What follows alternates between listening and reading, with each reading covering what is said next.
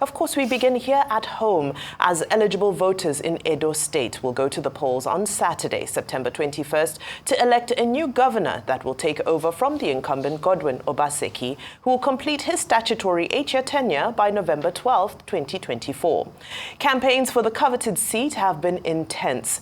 Candidates from 17 political parties are in the contest. No doubt the election is a three-horse race, but this particular contest is peculiar in several ways. The rivalry between PDP, the governing party in Edo State, and APC, the party in charge at the national level, is more of a status and influence contest between two former allies, Governor Godwin Obaseki and his predecessor, Comrade Adams Oshomole, now a senator. And of course, the candidate of Labour Party, Olumide Akpata, is poised to take advantage of the numerical strength of the zone he hails from. Now, the three leading candidates are Asue Igodalo of the governing People's Democratic Party, PDP, Olumide Akpata of Labour Party, and Monday Okpebolo of All Progressives Congress. So, of course, the countdown is on. Saturday is D-Day. Rufai, I know you've done so many interviews, so many analysis on this. Your take? Okay, it's D-Day down to 3, like they say, front runners. But this is not also to negate the role the other political parties will play. So we give them their due credence. But the three candidates, number one, Asue Igodalo, lawyer, cosmopolitan, very well exposed, done a lot, for companies. Used to be chairman of a bank before he came out here, and also other FMCG companies. Has a lot going for him. Owns a very reputable firm and all of that. Downsides to him will be the Obaseki factor. The fact that, yes, he's not had many, cognate experience as regards governor, but he has worked with the government on many projects as regards raising money for the state and all of that. I mean, the work he's done with Alagodaro and all of that. But the Obaseki factor, it was said that Obaseki made a lot of enemies, and those enemies might just transfer to him. And also the fact that he's from the central and he's going up against an Olumide Akpata that is coming from the south, which is the biggest voting bloc, because there are really two big voting blocs, the central, the south, and the north. So those are other factors against him. Will he be able to sail through? It's going to be dicey. It's a race that's going to be run to the very end. Very, very, very deep race, I should say. He comes from Ewoimi in the central. The truth is the central is not a big voting bloc compared to the south. The candidate of the Labour Party comes from the south. Will they be lucky through that way? No, but I don't know. But there's also a sentiment because people in Edo feel that it's the turn of the central, that the last time since the return to democracy, you had someone from the central. I'm talking about Professor Sarimi Osunbor. It was botched in the courts. That administration didn't last long. And the last time you had somebody in the central was Ambrose Ali. This was in the 80s. So people are looking that this is the time of the central. Will that zeitgeist ring true? Only time will tell. Monday Okpebolo has experience, from being a senator. I think some analysis were saying maybe he doesn't have a lot of governance experience. No, being a senator, you come with some experience politically. He's not a small politician. In terms of experience, has a lot of experience. But as regards running a state, not too good about the experience. He's got some people say he's got a war chest. They say he's also popular, because of a lot of the controversy and shenanigans. Things are not going for him. Obviously, he's not attending any debates. In fact, it was so shambolic that the Labour Party candidate was saying, I think at the debate, that in fact they were offering to bring Oshomole to debate for him, which is shambolic. He's not able to articulate his views. He's got a manifesto out, yes, but him articulating those views, we've not seen a lot of it. They're also saying he's got probably federal might working for him. I don't know how that works, because the only might that should work in this election should be the Edo people might. And that's what should matter. Olumide Akpata, yes, won NBA presidency. He made record because, normally NBA presidency, there's that dichotomy that it normally goes to the sun. He won it without being the sun. It's not really a standstill date, and that should speak a lot. Great campaigner, very cosmopolitan, He's got public sector experience. Because, see, if you've won NBA president, you've got public sector experience, because definitely he's liaising with National Assembly, a couple of other people and things like that, and the government in general, and it was very forthright in his time. But the question is, who is he on ground? People are saying that he's running against the convention where they are saying that a central candidate from Edo Central should emerge governor, but he's from the south.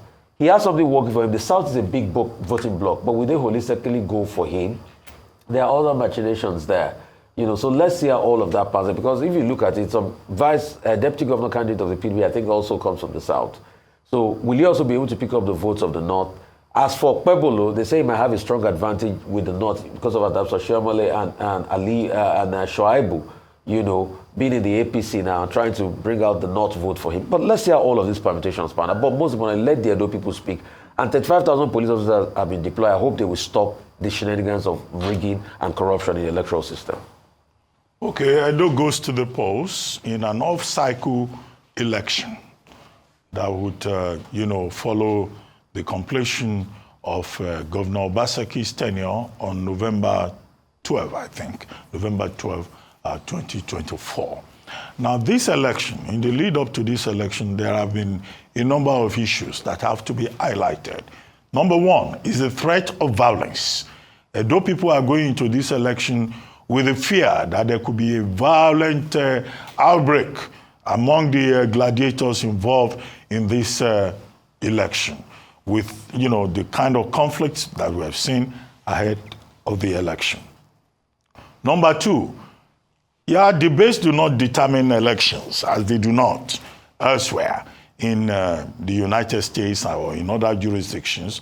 But here we have seen in Edo State a situation whereby the main candidates, three-horse race. This day newspaper on its front page describes it, and I think that description is accurate. Refused to debate. Only one person showed up at that debate. Asue Ighodalo of the PDP did not show up. Monday Okpebolo did not show up. Now, the fear of violence also is signposted by the fact that in the last week or so, when the National Peace Accord went there, people were very reluctant to sign the peace accord. The PDP, in fact, resolutely refused to sign peace accord because the PDP was saying that INEC is compromised and also that the Nigerian police is compromised, even if the Inspector General of Police pointed out that the police is non-partisan. The police is deploying 35,000 policemen, officers. Other security agencies are deploying 8,000 officers. So you are going to have an off-cycle election where you have 43,000 persons providing security. We expect that all the parties involved in this election would ensure peace, because the threat of violence is the number one issue in this election. Number two, that the people of Edo State will be allowed to have a say. The election should not be about godfathers. It should be about the people themselves making an informed choice about who they want. Otherwise, what you will find after Saturday will be extended litigation. Two of the front runners in that race are lawyers. Asue Ighodalo and Olumide Akpata. You can be sure that they will go to court and that there will be legal fireworks. And the people, at the end of the day, as we observed in the 2023 general elections, and before then, could be discounted. Let the people's vote count for the security people and also for INEC. Now to the main substance of this day newspaper this morning, trying to analyze the three major contenders.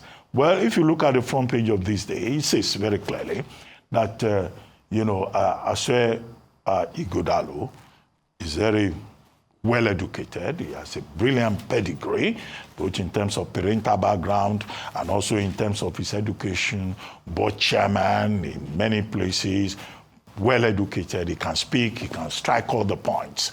But this day newspaper says, well, he has some weaknesses. What are those weaknesses? One, that this race in Edo State on Saturday has become a race between Obaseki and Oshiomhole. Senator Oshiomhole was the man that brought Obaseki to government house in 2016. But by the next election, they had fallen out.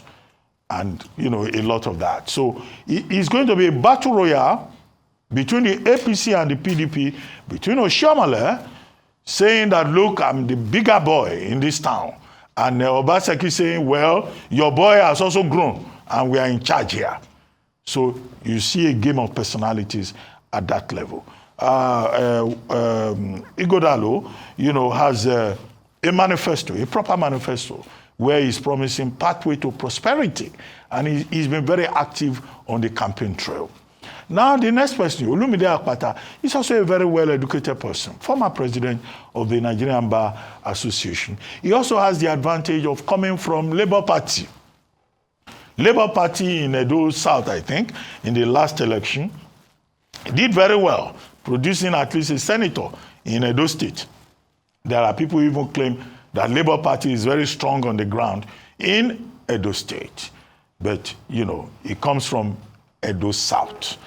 Edo South has the largest number of registered voters, 58% of registered voters. That's an advantage to him.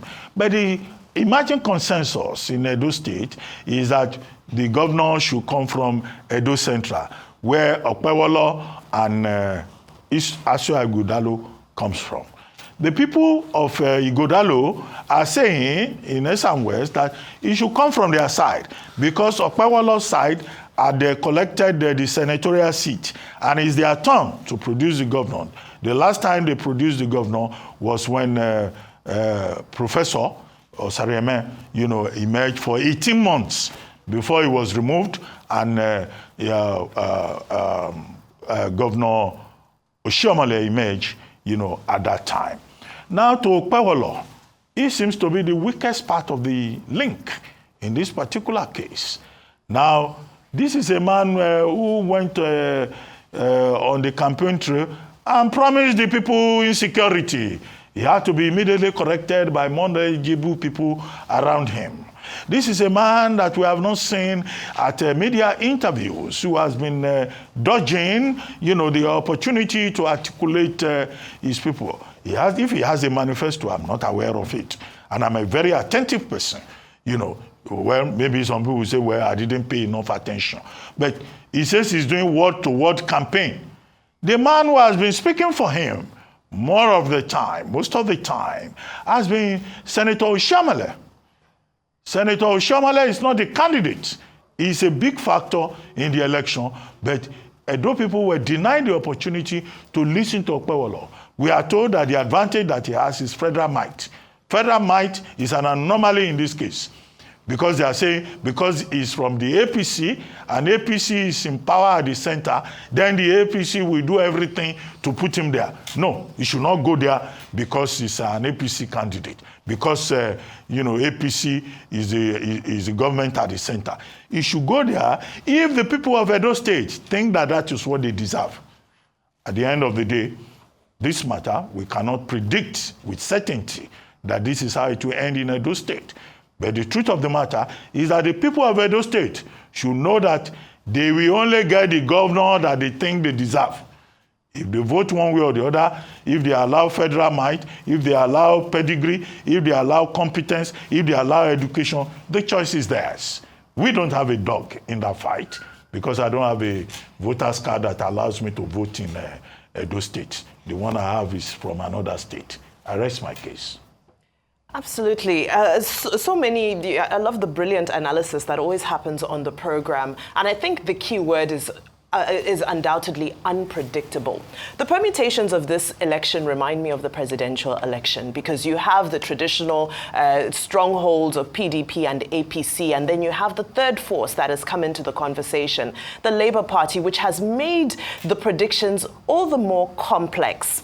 The question comes down to which of these scenarios, which of these permutations, is going to favor someone, even though it looks like it's going to be a very tight margin.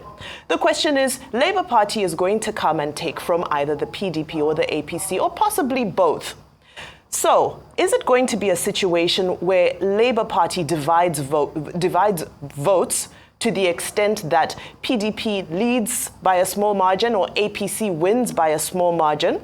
Or is it going to be a scenario where Labour Party is able to amass the supporters from both sides to emerge as the victor?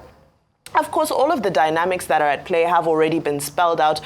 One of them being, one of the major dynamics that has been brought out being that Olumide Akpata is from the South. And the general narrative, the consensus is that it's time for the Central. Well, is it really time for the Central? It's not a written rule. So it's up to the people of Edo State to decide. So many other factors. Who is really the underdog? One would expect that Olumide Akpata from the Labour Party is the underdog. However, strangely enough, it now seems like Monday Okpebolo, who has shied away from the public eye, who has chosen to rather engage in grassroots engagement, has now turned into the underdog. So the question is, as we have seen in the past in Edo State, will this be a competition from the underdog? There's a question of godfathers, Obaseki versus Oshomole. Oshomole has been extremely active. Now, this will be a test of his past governance, a test of how much of a hold he still has on Edo State, because of course he has a point to prove. After the upset of the last election, this is a critical do or die election for him. But the question is, after all we've seen transpiring in Rivers State between former governor and current governor, are people really ready to get themselves into a situation where they're not sure who their real governor is? Because that's how the optics come across. Yes, we've heard all of the candidates come and say, oh, I don't have a governor, I stand on my own. But ultimately, it's only one of the candidates that we've seen truly come and not have a godfather, and that's the Labour Party candidate. So that's going to have to come into play. Another thing, of course, that's coming into play concerning Monday Okpebolo is that the narrative around him has been that suggests that he's maybe not quite refined enough for the role. I've been saying repeatedly that speaking English is not a measure of intelligence. But the question is, what do the people of Edo State think? How do they feel? He's already a senator, and that's not an easy feat. How did he get there? So he must have something, some sort of arsenal in his back pocket that he's ready to play on. Besides the Oshomole factor, he must have something that he feels because he's been through this process before. Now, let's move over to Asue Ighodalo, who is, some may say, the man of the moment, the man who most likely looks, many people would probably put their bets on him, of course, because he's being produced by the incumbent party. But again, he has been criticized severally because a lot of people are saying he's not connected with the grassroots. He's not local enough. He doesn't come and speak his local dialect enough when he's addressing people. He's a very cosmopolitan, Lagosian force. So again, will Edo people choose the refined, exposed individual, or are they going to go for the guy who's more, I wouldn't say relatable, but for the guy who has chosen to rather keep a low profile and just engage with people on the ground? And then, of course, there is the intellectual luminary who's Olumide Akpata and the Peter Obi factor. I remember when he came for the interview here, he said that, well, of course, the Peter Obi factor is alive and well in his campaign. And of course, we've seen Peter Obi come onto the ground and campaign with him. However, right now we see the controversy, the scandal, the mess that is going on in the Labour Party. How much of an impact will that have? Will his profile and his campaign strategy be enough to stand for him and separate him from some of the chaos we're currently seeing taking place in the Labour Party? So those are some very pertinent questions that we're going to have to ask ourselves. It seems we're departing from the politics of political parties, and this is going to be an election based on individuals, on personalities, and people's affinity to those individuals and what they feel is best for Edo State moving forward. All right, now before we go on a break, we just have to highlight that the legal tussle between this day and Minister of FCT Nyesom Wike has been settled. Present during the settlement meeting in Abuja yesterday were Chief Bola Akinola San of the Law Union, Chief of Staff to the President Femi Gbajabiamila, FCT Minister Nyesom Wike, Chairman and Editor-in-Chief This Day newspaper Arise News Group Prince Nduka Obaigbena, and Chairman House of Representatives Committee on Defense Honorable Babajimi Benson.